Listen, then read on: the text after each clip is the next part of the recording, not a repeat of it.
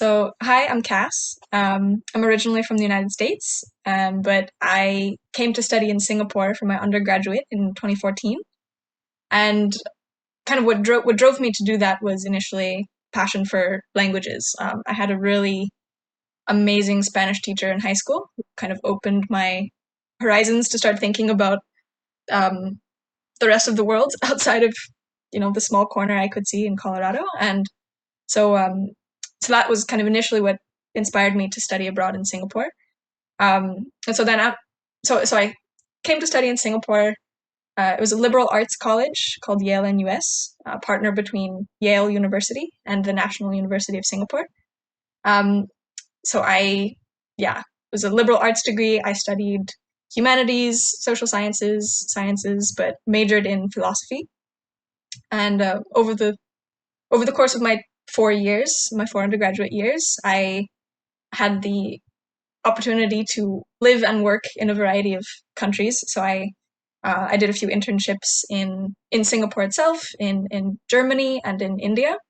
So I think that those very diverse experiences, both within my studies and within my work experiences, kind of turned me into a Swiss Army knife of sorts, which you know I um, which prepared me for a very wide range of experiences or careers that I could then come in and sharpen anything that I saw, or I could be immediately useful in a variety of contexts. I think, well, more importantly than that, I think it.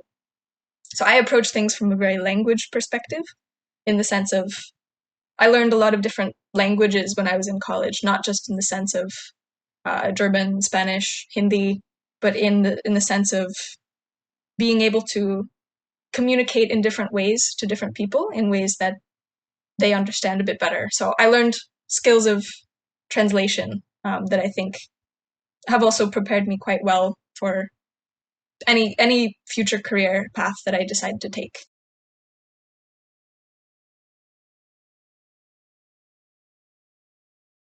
I can honestly say that I don't remember very much of what I learned in college from articles and books and my classes. And I think what instead has really stuck with me is um, the way that I think, the ways that I learned how to learn, and as well as my relationships.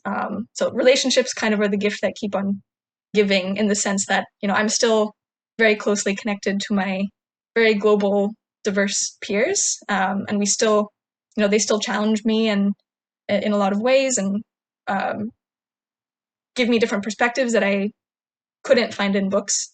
So I think, so yeah, I would say the way that my liberal arts college education trained me to think is very much across boundaries, across disciplines, across cultures, um, in a way that you know has made me very adaptable to different circumstances. And I've seen that play out in my own career as well. I started at a global not-for-profit. Then 3 weeks ago, I pivoted to um, an agri-food tech accelerator, which is I have no previous experience in agriculture or in food or in technology or in entrepreneurship or in the for-profit sector. So I somehow I got the job. I think it's because of um, yeah, the cross disciplinary and cross cultural way that I learned how to think in college.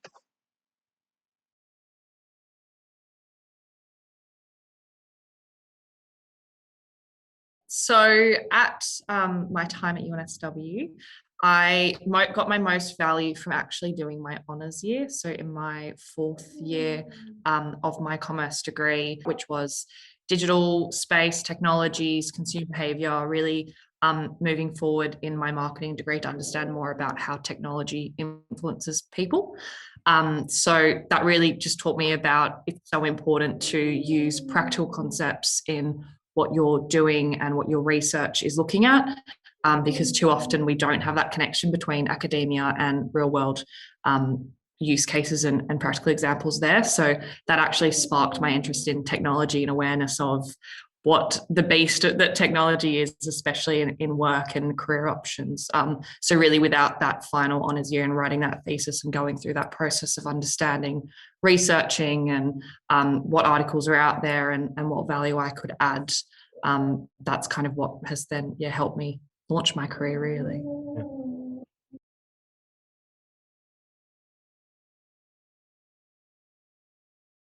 Look, so mum has a small business, so I was always helping her in all aspects of that. Technology is really fundamental. So she has a spa, and the point of sale component plus social media, all of that is really crucial in how she kind of manages her day-to-day operations. So I had that perspective from how businesses actually operate, and especially a small business, what that looks like and how important tech is. So I could kind of bring that lens of what impact it plays for small businesses, then also, at university, what it means. I did a bit of work experience at PwC as well, so I got some understanding of kind of how corporates work and the beast that is. So I think those different perspectives of real world cases, plus also, I mean, uni was really useful in the way that it made us look at what's happening in the market and actually how can we use what's happening to document and really dictate the research that we do. And that's why I was then really keen to make sure that I made my thesis relevant to something that was actually happening. So I looked at Pokemon Go and why it was so successful and kind of why it blew up to what it did. And then I also made sure that I published that paper, because one thing that my supervisor said is make sure that all the research you're doing, you can actually then share it and give back and kind of share it with the community, because so often we'll do these amazing research and we'll learn these really cool things, but it won't really go anywhere and it won't really go beyond that. So it's really important to share that and kind of talk about it and talk about how things are happening and why they're happening and how academia can add value to that. And that's kind of then sparked an interest later down in terms of, actually, I'd love to do more in that space, but then I kind of made that decision of I want to see how, I love university, but I wanted to see how it works in the real world. And that's why I thought I wanted to jump into a career and actually experience what it's like in that kind of corporate career world. And then I'd love end state to kind of go back to uni and do some more research and really understand more of why things happen with that, reflection of actually understanding how corporates and businesses really operate instead of just theorizing as we were doing. I think we always aspire to have that kind of dream job or that work for all the big companies. And I've actually, obviously now further in my career, I've learned quite a lot, but starting out, the amount you learn at a small business where you're literally doing everything is so valuable. And even in my interview, I lent on that so much more than what I did having, done internships and that sort of stuff. You don't really get as much value from that. So that's where something I'm trying to tell people is that actually it's not about having that, amazing trophy or gold star saying that you worked at XYZ. It's actually what value can you contribute and what are you seeing and what are you learning and all of that sort of stuff, and how you actually helping instead of just getting something to kind of add to the CV and make yourself feel good. And even if you look at like now, there's a whole new market. If you look at social media and influencers, they're literally launching brands off their own content and their own, social media accounts. It's just amazing to think actually you can make a business now in something that you find interesting, and you don't need to just follow the path that everyone does. It's find that problem, find that opportunity, and you actually might find a solution that could then turn into a business that you'll then learn so much more if you have your own business and you learn that way than just kind of going through that traditional career path.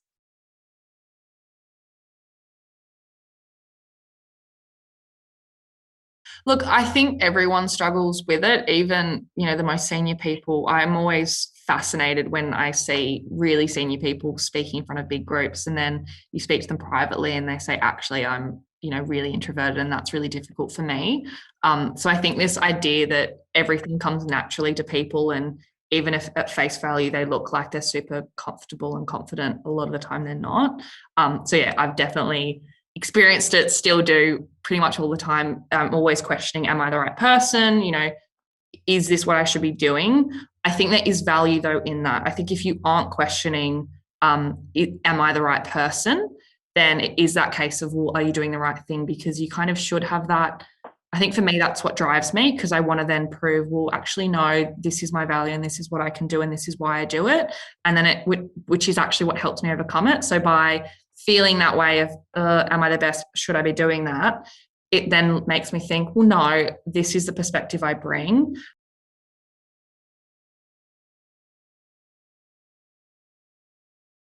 Yeah, so I think one of the things, as you say, when you're at school, you sort of are spoon fed a little bit, and whereas when you get to university, there's so many students usually, and you really have to seek out any opportunities that you're looking for yourself.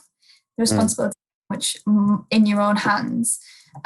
So I think one of the ways that you can find these opportunities is just by speaking to people. So whether that's course leaders, the career centre, whether it's tutors or even just students that are a couple of years ahead of you and have done it before, just to really figure out what there is going on, what it is you can get involved with. If there's sort of a certain skill that you're interested in, what is that the university have on offer for you to sort of tap into? And I think that's the key thing, is just taking that responsibility on yourself, because nobody is going to do it for you when you get there, and there's however many hundred people on your course. It really just is pushing to do that yourself. And I think another way that you can do that is applying for any voluntary positions that are available. So I know there's usually lots in sort of sports clubs, and or whether it's through sports or through your school of study. So I applied for the psychology school representative, and that then just sort of opens other doors and shows you what new opportunities that are available, as well as developing soft skills through project management and speaking to stakeholders that you do within that role. So I think, to summarize that would just be looking for things yourself, and applying for anything voluntary that is available to make the best use of your time while you are there.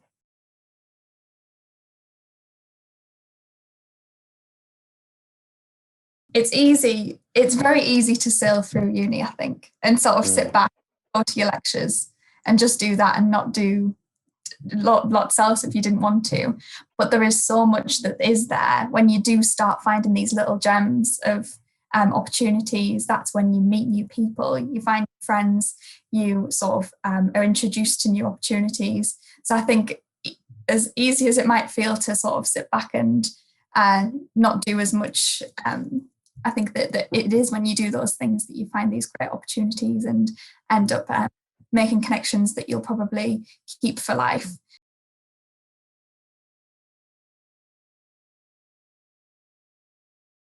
Yeah, so I think that if we go back to how I found this opportunity, one thing that for me, which when I was in my second year of university, I sort of felt like I wasn't getting a lot of experience in public speaking, and my confidence was sort of lacking in presenting in that sort of area.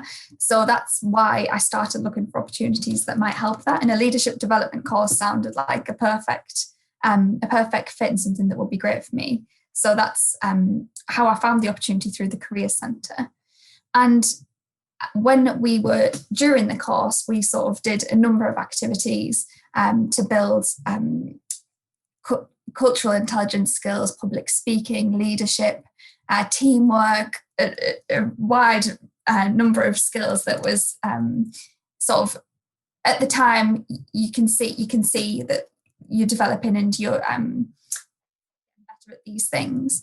But then at the time, I didn't quite realise how long lasting that would be and how the impact of it would continue. And how many years are we on now? I think it's 5 years on, or 6 years on, a long time on, and I'm still using the things that I learned in that 1 week today, which is amazing.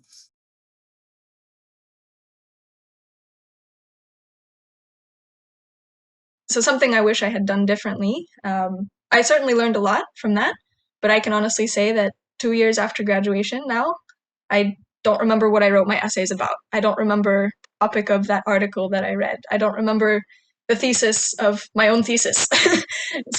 So what I wish I had done more of in college is focused on my relationships, both with my peers and with my professors and with even with people, beyond college, because I learned that, what I know now is that, 4 years in college is very short. A few years in college is very, very short. It will go by extremely quickly. And what really sticks, or what has really stuck for me, has been my continued relationships with people went through that experience with me. So I continue to learn from my college friends, and I continue to learn from the professors that I'm still in touch with, more than the books that are now sitting on my shelf. So what I wish I had done in college is focused more on people and intimately learning more about people, as its own form of knowledge. And also, I think too often we're too hard on ourselves. We kind of have this like end state of it's all got to be perfect, and we've got to do everything under the sun. We've got to get involved in all the extracurriculars, get all the jobs, and get HDs and everything, which obviously is important. But it's really think about what you love, what you really want to be doing, what you're really passionate about. Because I think as soon as I moved into that thing of actually this is what I love and this is what I'm curious and want to learn more about, that's then when I started doing really well and getting opportunities, and then it kind of builds from there. Whereas if you feel like you're just kind of doing the normal, copying what people think or say you should do, that's probably why you'll be getting against hurdles, because you haven't got that drive and well, not drive, but that just curiosity and wanting to learn more about why things are the way they are. And it's something that has to just be intuitive to you. You can't really teach that or learn that. It's just because you're passionate about something or want to know why. So I think that something that I definitely have recognised in my peers is being flexible. So a number of my friends who have gone into the world of work with sort of something in their mind that they wanted to do, and then once they got into their career made shifts or complete horizontal shifts in an organisation for a completely different role, which has then sort of pushed them on a different career path, which maybe they weren't expecting, but has been really successful for them. Another one of my friends who was quite set on going into a certain industry and then got offered a job which he didn't think was right for him, but went for it, and that's he's now really thriving in that role. I think trying not to be really, really stuck on one thing. I mean, it's obviously great if you have a passion and you want to go for that, great. But if being flexible can also open new doors, and I've seen it like really pay off for a couple of my peers. So I think just being open to ideas, not necessarily switching at the first sign. If there is something that you've always wanted to do, that's obviously great as well. But just being open to ideas and movement if the opportunity does arise. And then I think also just once you get into your career, just finding your passion and knowing what it is that you're sort of passionate about and pursuing that is also extremely powerful. And I think the people that I speak to now, who were all sort of 3 years into the career, those who love their jobs and find what they're doing really interesting and are really passionate about what they do, are the ones that are really succeeded in their roles. And I think that just sort of finding whether it is sort of an element of your job, like for me, inclusion and diversity, which I love and you can run with in your role, but just having that something that's sort of a drive and that you can feel passionate about day to day. I think that really shows when you do get into your career.